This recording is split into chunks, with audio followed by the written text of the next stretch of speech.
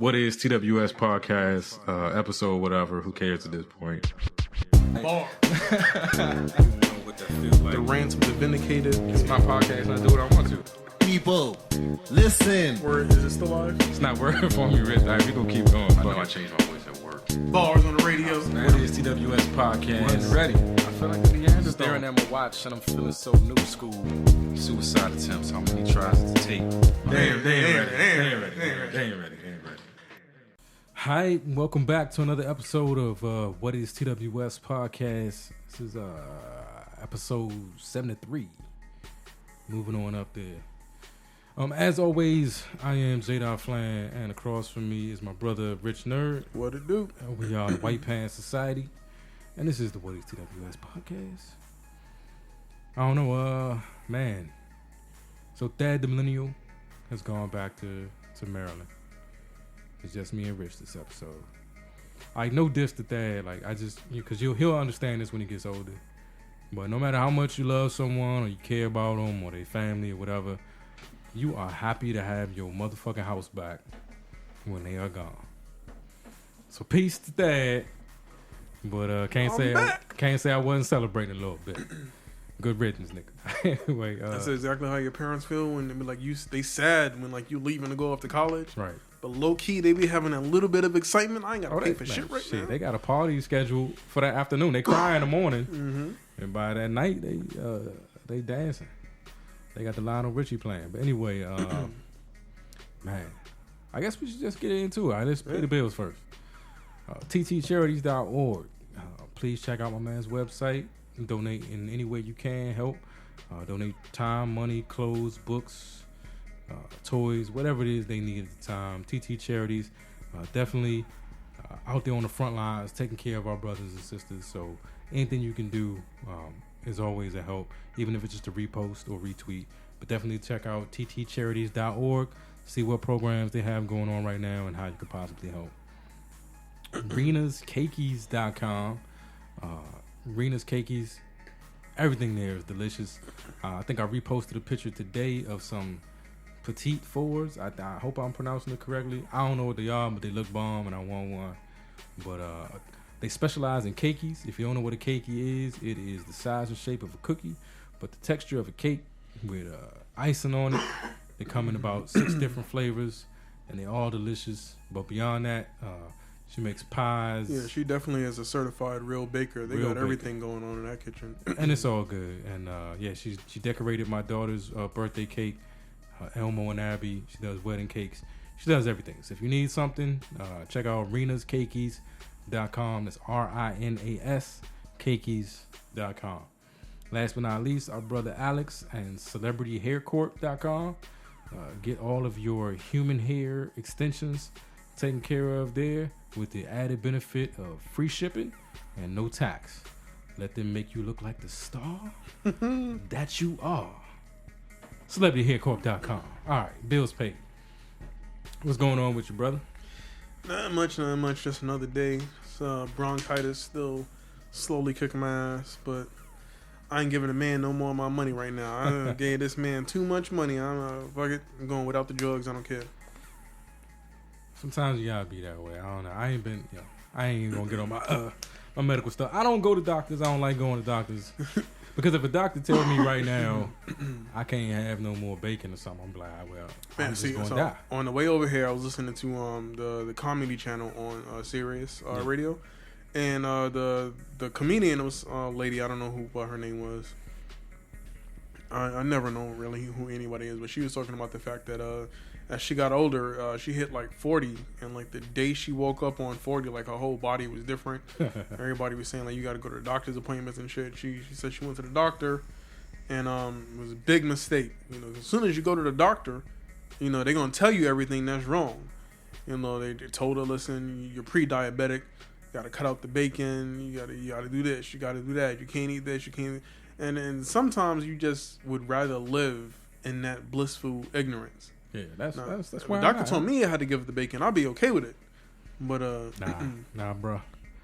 I'm on that. I'm not a big bacon fan. So I'm a huge bacon fan. I'm on that. I'm on my Diddy shit in this old age, man. Can't stop, won't stop. That is, I'm gonna do what I do. I told you, Rich, it's excess and recovery. That's what my life is right now. I don't do anything in moderation. Everything is excess and recovery. I mean, we could all stand to be a little bit healthier, but I mean, we're already on a path. So Yeah, I'm here. I just want to be happy. I just want to. I want to enjoy whatever time I have. so left. one ride. You only get one ride. All right, man. So we got to get the evil out. I gotta celebrate a little bit. I do this once a month. I think I posted on Facebook. I celebrate Independence Day once a month. Every time I come out of that probation office. So I had my probation appointment today, and I'm here. I made it back home. Every time I come back home, I walk out of the probation office with Tupac in my head. I be straight out on bail, fresh out of jail, California dream. Nigga, that's the song I hear in my head every time I walk out that office, man. So yeah, I feel blessed that I made it through another probation appointment. I think I'm less than a year. I got less than a year to go. So got my fingers crossed everything goes well. Got to get this community service popping though. I'm gonna tell you something that bothered me at probation today. They got these posters up in the waiting area while you're waiting for your officer to come get you, and they're all about like fixing messed up thinking or whatever like that. Whatever the thought processes were that you had that got you in the situation that you in the probation office. Like these posters are supposed to help you eliminate bad thinking and create good thinking. And one of the things on the bad thinking poster was uniqueness. And it said something like, thinking that you're unique and better than others. And it's like, while I understand that a little bit, I don't understand. Like that doesn't make sense to me. Like, yeah, the two, like, they're not married. They're not married to one another. Like I should think that I'm unique. I feel like I should think that I am a unique individual, and that there's nothing like me anywhere else. I wouldn't be doing this podcast if I didn't think I had something to say that nobody else could say. But see, why is it the common misconception that when one person believes in themselves and uplifts themselves, that they're downing someone? Yeah. It doesn't make any sense. I should be able to believe that I'm great without believing that you're not great. You know, like my belief. You know, it's like Black Lives Matter. Like saying Black Lives Matter don't mean white lives don't. I'm just saying Black Lives Matter. You know, and so I saw that today, and I was like, yeah, I do feel like I'm unique. And is that how I ended up here? Like, I don't think uniqueness had nothing to do with me getting drunk and trying to drive a motor vehicle. I really don't think it did. I think that's more not unique than anything else I do. I think there's plenty of people that have tried to do that and failed. So I don't know, man. What else is going on with me right now? I had the whole list pulled up and I moved away from it. You know what? I gotta admit, I've been getting called out on my wrongness like a lot recently, like more than I'm comfortable with. Like I really had to come to terms with like the shit that I say that's not factually true. So I do have to mention this, that I think on several episodes when we talk about the Colin Kaepernick issue, I've said that no reason Kaepernick shouldn't have a job when Johnny Manziel and Mark Sanchez have jobs, and I was wrong in that because Johnny Manziel does not have a job. I think I read a post that was an April Fool's joke that said the Saints had signed Johnny Manziel to a deal, and I never dug any further into it. Yeah. I just believe Johnny Manziel had a contract in the NFL. And I think I've been saying it ever since. Luckily today, on a post that my man Tavares of ttcharities.org posted, I was fact checked, and I was informed that Johnny Manziel actually does not have a job in the NFL.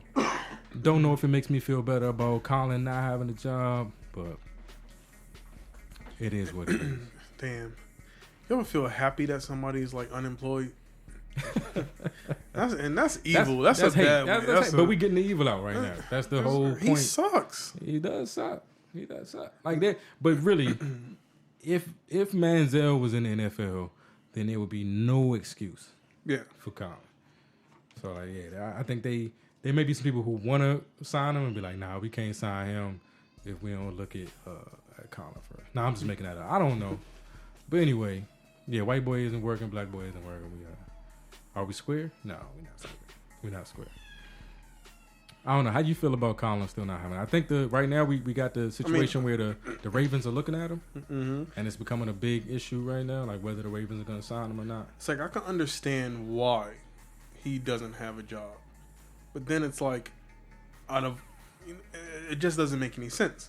You're trying to steer clear of the controversy, fine, but out of all the other controversy coming out of the NFL, this man, stood up for his rights by not standing. Fine, whatever. He made a statement.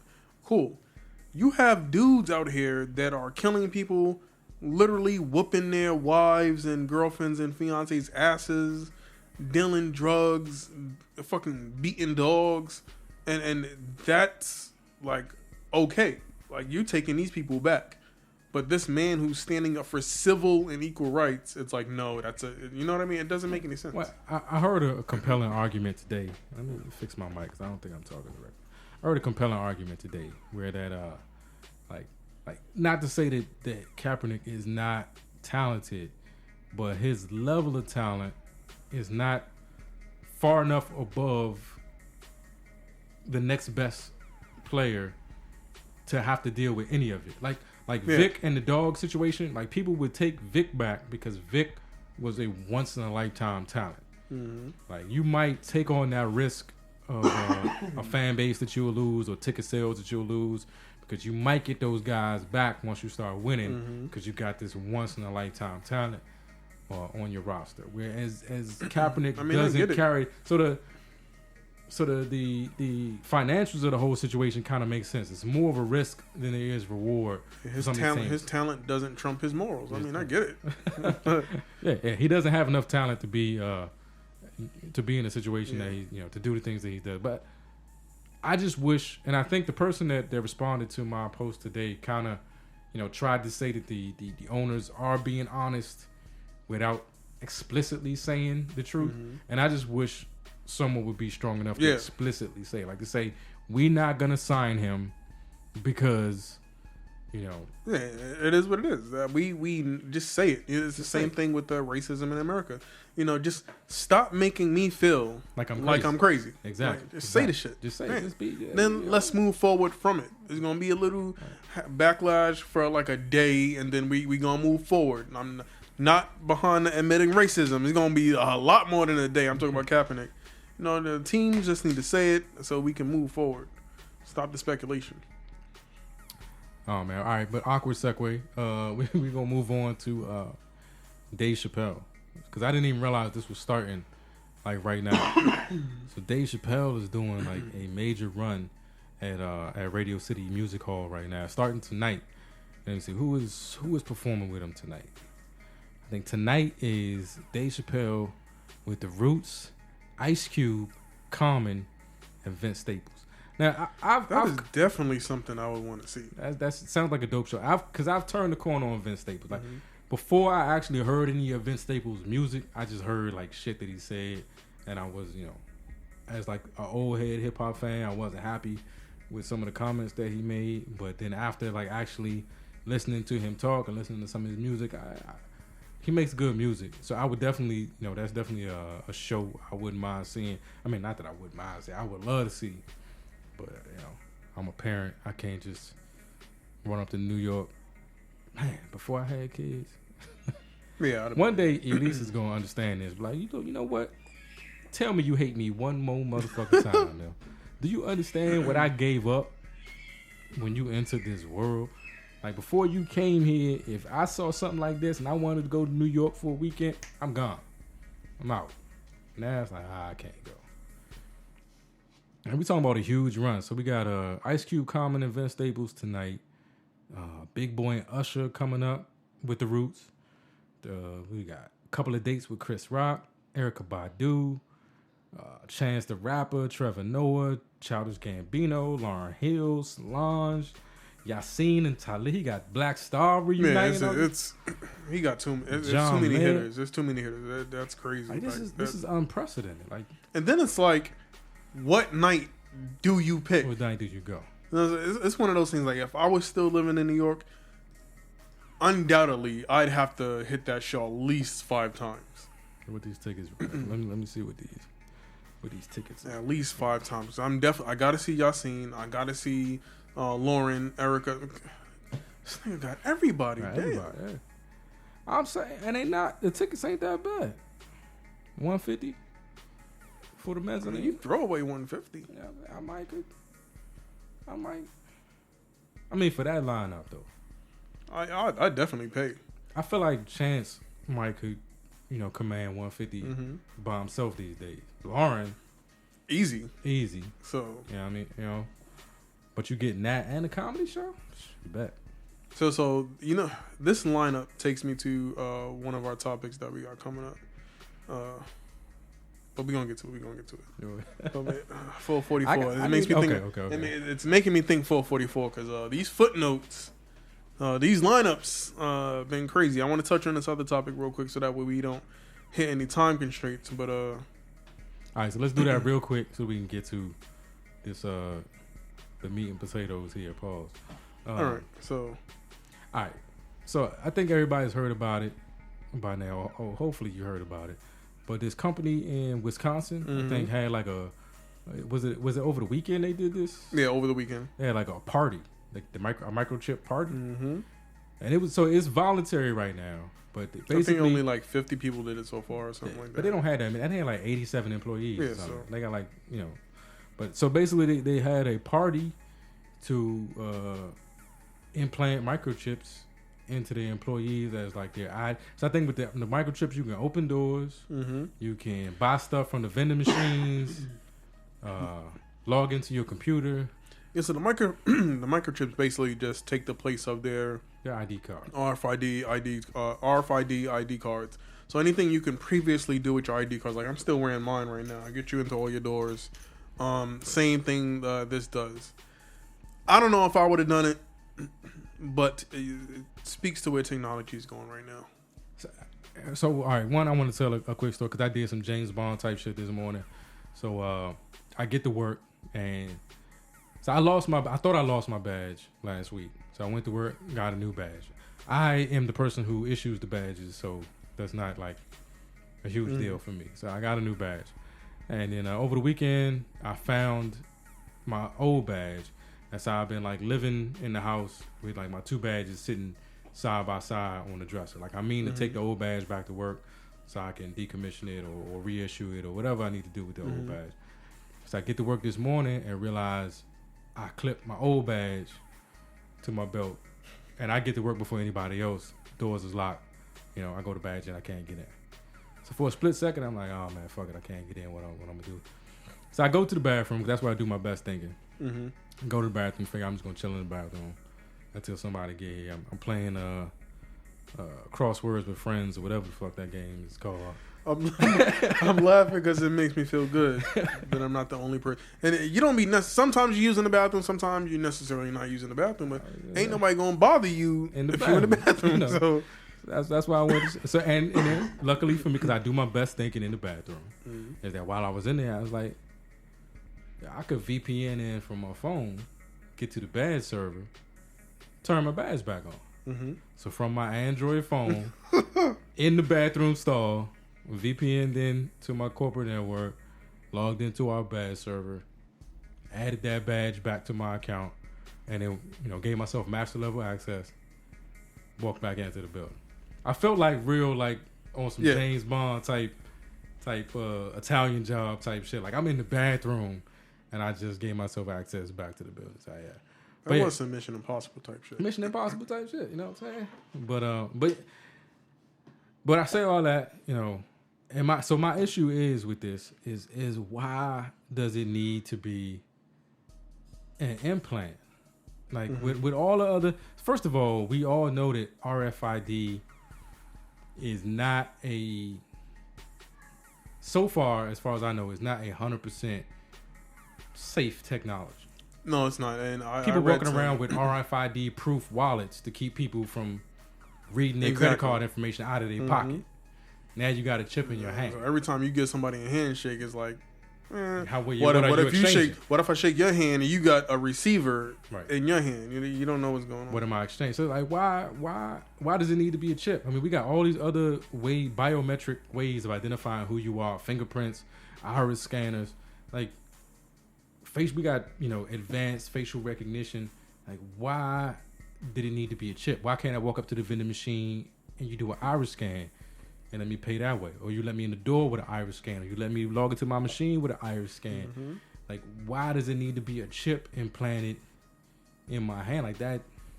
But this apparently has been going on in Europe for a while already. So that's why I originally saw it last year. I saw a couple of people doing proof of concept. Saw one dude do it, activate it, and connect it directly to his Android Pay, and went to Starbucks, scanned his hand that read back to his Samsung Galaxy in his pocket to let him pay at Starbucks.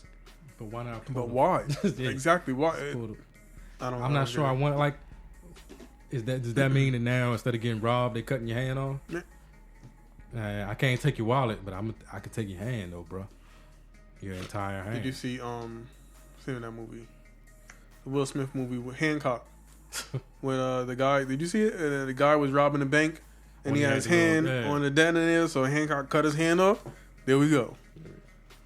Yeah, and I'm all for technology. I'm normally like bleeding edge, early adopter. I bought the S8 day one. I like to be in the forefront of technology, but this one I'm a little bit worried about. So I believe in advancement for the betterment of technology and for the betterment of the race. But advancement for the sake of advancement, just to prove that you can do it, which is some shit like this, I can't get with it. Yeah, but they're saying there's no GPS, not like they can track where they. I mean, you got to take somebody's word for that. But no GPS, you can't track where you are. See, that's the first thing that I thought. Like, they're going to be tracking them nonstop. Yeah. Oh, I know where you're not even at your desk. How do I know you can't like tell my blood alcohol level and know whether or not I've been sipping that? Exactly, because it's a biometric device, and then because of the remote access feature of it, they can turn off and on any features that they want. They can upgrade it anytime they want. As soon as you cross the threshold of the job, it's RFID. You've now upgraded the firmware. You don't know what they're doing, so I just can't get with it. Yeah. This one, yeah. If I had family or friends, and then I hate the fact that it came from a job, because when your job asks you to do something, you feel that slight additional pressure to do it. It's like, this is my job. Like, what if everybody does it and I don't do it, and then now I'm the only person at the job? I'm not a team player, or I'm not, what I'm saying? I don't follow instructions or whatever. Like, I feel like the job doing it just made it that much more pressure to do it. And then the whole argument about the mark of the beast. I wasn't even going to get into all that. Yeah. But So that's where I was about to go next, because what it makes me think of is like, we're chipping humans now. Like, it's people's jobs to actually go out here and chip animals. Yeah. All day, every day, fucking, and now that was one of the employees. So we're the new cattle. Like, that was one of the employees' reasons for not doing it, is that they felt like it was demeaning. Like, you put chips in dogs and cows and birds and shit that you want to track. Now you want to put a chip in me. Like, yeah, that was definitely one of the reasons that an employee gave for not doing it, is that they felt demeaned by it. Yeah, I can't do it. But yeah, I'm not. I don't know. So be on the lookout for this when people. I don't know. Let us know how you feel. Leave us a comment or something, and let us know how you feel about this RFID. Yeah, to each his own. It's just not my thing. I don't know. Sorry, Bill. I'm trying to adjust this mic. I feel like I'm not coming through clearly. Maybe I'm just hoarse. Whatever it is. Fuck it, though. That sounds better to me for some reason. Right, boom. There we go. All right. So let's get into it, because I posted this on Facebook because I'm really so no holds barred, like everything out on Front Street. I am a huge Jay-Z fan. Been a huge Jay-Z fan since Reasonable Doubt. Like, that was one of the first hip hop records I ever heard. Now, it wasn't one of the first hip hop records I ever heard, but that was one of the first records that made me like want to rap. Like, like I was just in awe the first time I heard Reasonable Doubt. So I've been a huge Jay-Z fan for years. And then these last couple of Jay-Z albums have come, and you know, I felt like he was falling off. You know, it wasn't vintage Jay-Z. I didn't hear that same wittiness, the same wordplay, the same skill level that I had heard, you know, in previous works. And then 444 came. And, you know, I'm still a Jay-Z fan. Happened to be a Sprint customer at the time, so I jumped on it. You know, fell in love with the album, and then, you know, and I saw some backlash from it. It seemed like people are just ready to hate Jay-Z on anything that he does, and so there was some backlash, calling people sheep for listening to the positive message and like adjusting to be more positive in response to something Jay-Z said, which I thought was weird. I think I chronicled all that in my review of the album. Episode something is back there. But then these footnote videos started coming out. Mm-hmm. And in these footnote videos, you know, he goes through his mindset when making the song and interviews other celebrities about the topic or whatever that song was. And I posted this on Facebook because I think this is some of the most compelling art I've ever been exposed to in my life. And I'm just hoping that people can look past the source, that people can somehow not get caught up in the fact that it's Jay-Z that's driving this ship, and still get on board and just give it a listen and pay attention. Now, you know, I've played this stuff for my wife. I think you said you played it for your fiance, and I think once you get past the idea of who it is, like it's some really compelling content. Mm-hmm. So I know he's done a footnote for the story of OJ. He's done a footnote for 444, which is, you know, about his issues with infidelity and rebuilding a relationship with his wife. Done a footnote for Kill Jay-Z, which is more about the male ego or ego in general. And I think the last one I saw was the footnote for Adness, which was the song dedicated to his late father. And to me, they're like therapy sessions, you know, for our generation. Like I take a lot away from these things, and not just because it's Jay-Z and Jay-Z talking about stuff that's personal to him, but because of the content. The content, and when you look at the roster of people he's been able to recruit to be a part of these videos, like it's crazy. It's crazy. All right, so I've talked a lot, Rich. I'm gonna let you. I mean, I'm along the same mind frame with this one. Like, I think that it's just ridiculous. First of all, I'm glad that you said art, because it's not just another album. It's not just another body of music, but it's art. You know, he's actually speaking towards people. He was able to elevate his mindset and reach back and share what he's learned. That's number one. Two, the roster of people that he was able to not only get to collaborate on these footnotes videos, but to be wholeheartedly and 100% real and open at the same time. It's like you listen to it and you're like, oh shit, Will Smith is going through what I'm going through. You know, Chris Rock did what I did. So then you start to realize not only, you know, are other men, you know, dealing with the same plights and the situations and trying to overcome what I'm overcoming, but it's these affluent people that you're looking up to like every day of your life, and you're always like, you know, if I had Will Smith's life, or if I had Chris Rock's money, or if I had the opportunities that Jay-Z had, maybe I can avoid these pitfalls. That's not the case. The pitfalls are always going to be there because life is always going to be life. You know, the determining factor is, what do you do when you get thrown those curveballs? Like, how do you maneuver out of that space? And a lot of us are in situations where, you know, we haven't had our dads, or we haven't learned to love correctly, or how to have a relationship. And, you know, having these footnotes on how to be a man, how to be a person, and how to navigate life. This shit is fucking incredible. Yeah, I mean, it's pretty dope. Like, and not only for me, like it's like we were discussing earlier, like the fact that I can put on these videos and show my wife that like the shit that I say to you about the struggles I'm having, trying to figure out how to be affectionate, or how to figure out how to be a husband, or try to figure out how to be a father. Like when I come to you with these real thoughts that I'm having, and it's not just Jared Flanagan it's a societal speaking. Like, thing. This is like the like you said, like the men that you may look at as the prototype husband has the same issue. Amari Hardwick has the same issues. Marshala Ali has the same issues. Anthony Anderson has the same issues. So not only is it freeing for me to know that like the men that I look up crazy.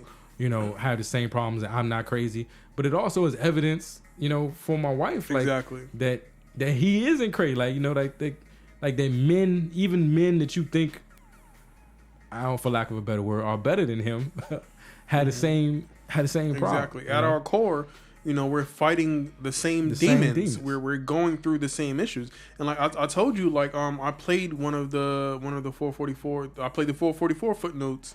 For my fiance Renee, and as she's watching it, like I'm like, watch this, is gonna be good, and like she's laughing because. Not laughing, but smirking, like grinning, because she's saying, "Oh shit, he's in this," and "Oh shit, he's in this."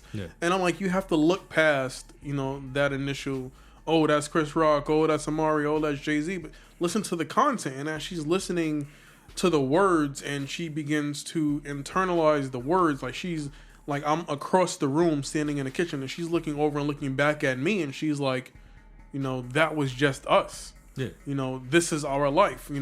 That was your childhood. This is what's going on.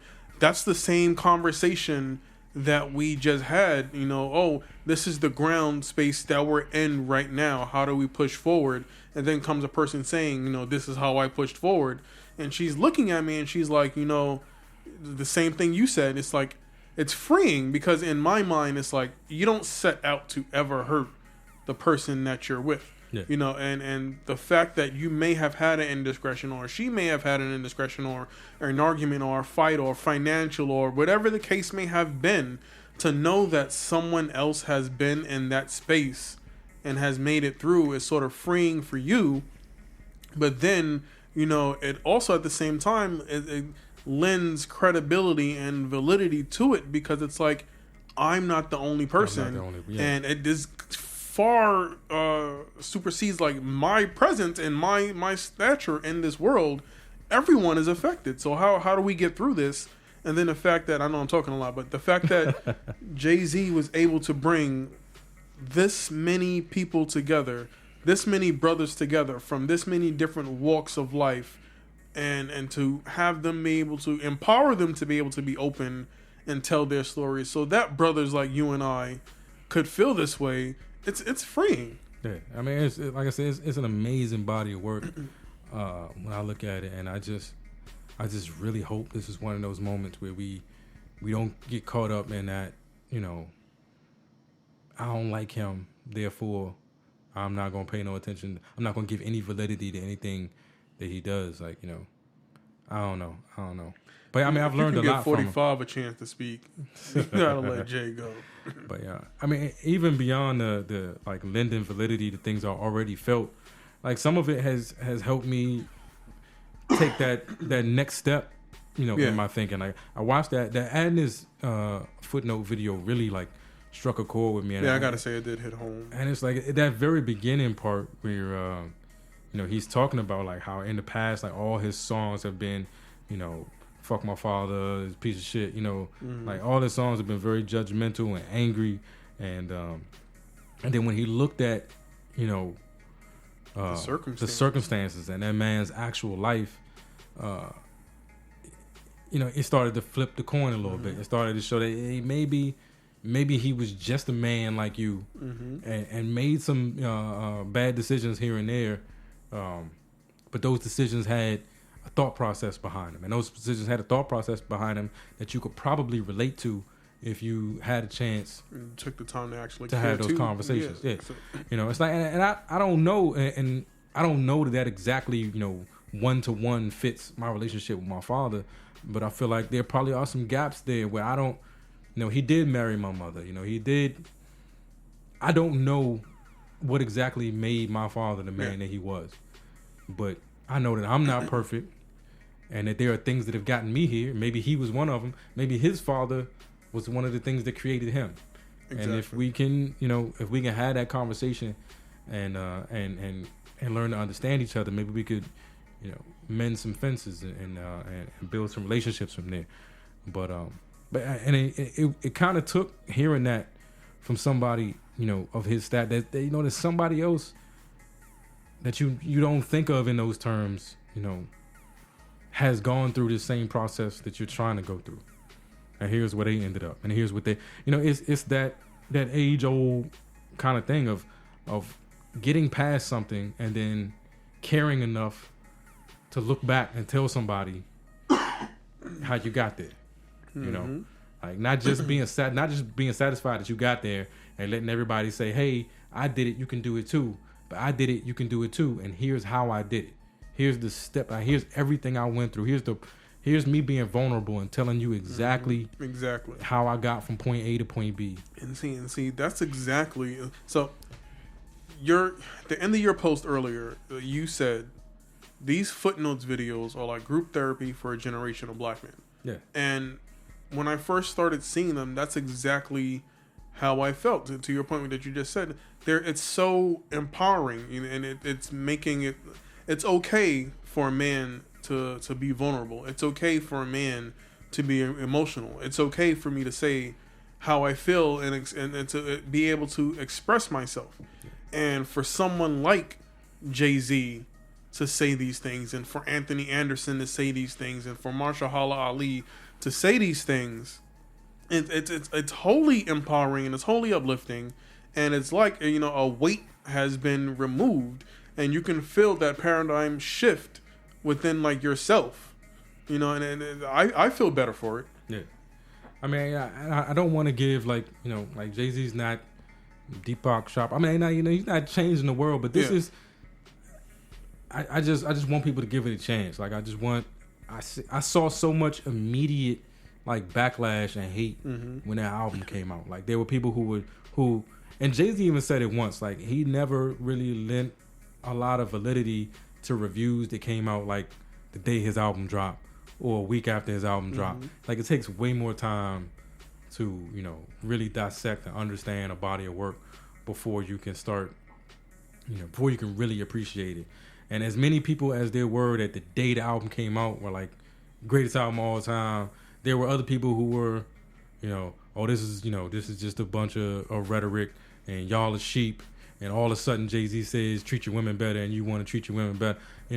Stupid ass argument. It's a dumb ass argument, but it's like that was day one. Like how could you already be there? And I'm like we've had some time with this album, and then there's more like this is supporting material coming out for this album. Like and I think that's what did give it a chance. Because I was one of those people. Like I played the album, and I was like, okay, I think I see where you're going. I'm digging the music. Played it again, and it's like, okay, I'm picking up what you're putting down, and I played it again, and it's like it's really speaking to you. Yeah. I wonder what your mindset was. Like I wonder where you're trying to go with this. And then the motherfucker releases footnotes. Yeah. You want to know what my mindset was? Here you go. Like here you go. This is a really great follow up. Like this is. I think I was listening to Dave Chappelle. He took over Ebro on earlier, like maybe late last week or earlier this week, and they were asking him about it, and he was just like, this is, he's 44 years old. Like this is music, they can get into. It's like hip hop for so long has been a young man's game because it wasn't old enough to have old men in it, and now we're reaching that point where somebody can grow up, in hip hop and become an elder statesman and still be relevant, and now speak from that, that point of looking back. I wonder sometimes if it's one of those albums that's going to be, preaching to a choir, like the people that are going to get it, receive it, and understand it are the people who are somewhat already on that journey or making that, I'm at that age where I'm getting past some of those, young thoughts, and I was already on that journey. Like, is this gonna turn somebody around that was going the other way? Like, is it gonna reach the youth? Like somebody was saying, like I heard somebody say on Facebook, I hope the youth are listening to this. And I'm like, I wonder if the youth would even get it. Like I wonder I wonder if a young person would even understand it at this point, or would they even give it enough of a listen to try to understand it? Like, is it just? And see, the thing is, and you have to take it. You have to take it as a whole body of work. Because if you listen to 444 and then you listen to footnotes, you understand the plight and the anger and the despair, and then you understand the thought process and the fix and what to do from there. Yeah. So if the younger generation, they may not understand footnotes and they may not understand 444, but if you listen to the complete body of work, like, it brings it full circle. Yeah. Like, one of the dopest things from the 444 footnotes, he, like you said, he was talking about how he and Beyonce had built this relationship that was like a mansion, but it wasn't built on truth, and then it started to fall apart, and they had to make the decision, to abandon it, or rebuild it. And I think most of us reach a point like that in our relationships where, everything is. If most long-term relationships start out great, you don't get to long-term if it don't start out great. So most long-term relationships start out great, and along the way, something's gonna happen that's gonna dissolve a lot of that greatness. And in that moment, you have to decide if this is important enough to rebuild or you're going to walk away from. And then he said in that same moment that was the hardest thing, that rebuilding was the hardest thing he ever had to do. Yeah. And he's like, I'm from Marcy. I've been shot at. I shot my brother. Like, I've been through some shit. And I'm telling you that by far, going through the process of trying to repair a relationship that I broke with my wife is the hardest thing I had to do. But then that's real. That's real. That is real. But it's that choice, like, and that's all of, like I said, it's group therapy. Like, because this whole thing about getting older and living as a man, to me, is all about these choices. Like, we need to understand where these choices came from, like what caused us to make bad decisions in the past, so that we can prevent ourselves from making bad decisions in the future. But it's choice. I think I've said it before on the show, like, something being hard or something being difficult or something being scary is never a good enough reason not to do it. You got to make that choice to persevere through anyway. And that was brought up in the ad. I said, I could go on and on. And this was the first time I saw Adness when you played it, and I like that. It's like we had our daddy issues show, so I've got my issues in it, and it forces you to think, and I think that's the biggest takeaway from these footnotes videos. We've been saying it for a while now. Things will never get better until we start having these conversations and acknowledging what has been done, what's broken. What's broken, and what can we do to mend things and to fix them. And these footnotes videos are the start of the conversation, and it's forcing men, if you pay attention to it, to reflect and look at your own shit. Like what's his name? I forget his name. That was on Get Out. He said he prayed to God, and he was like, show me the error of my ways. Like, what have I been doing? And he's like, all of a sudden, he just started playing back all of his fuck ups. Yeah. And it's like, you don't realize what the fuck you've been doing.